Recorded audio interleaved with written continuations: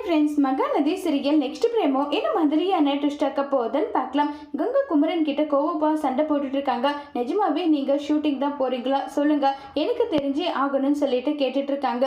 என்ன பேசிட்டு இருக்கா நீ? நான் நிஜமா தான் ஷூட்டிங் தான் போறேன்றாங்க.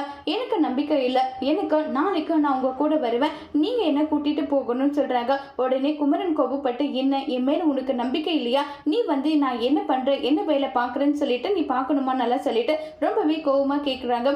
உடனே கங்கா வந்து, இல்லைங்க நீங்க மறுபடியும் ஏமாந்துடுவீங்களோன்னு எனக்கு தோணுது. அந்த அளவுக்கு ஒன்றும் நான் முட்டாள் கிடையாது.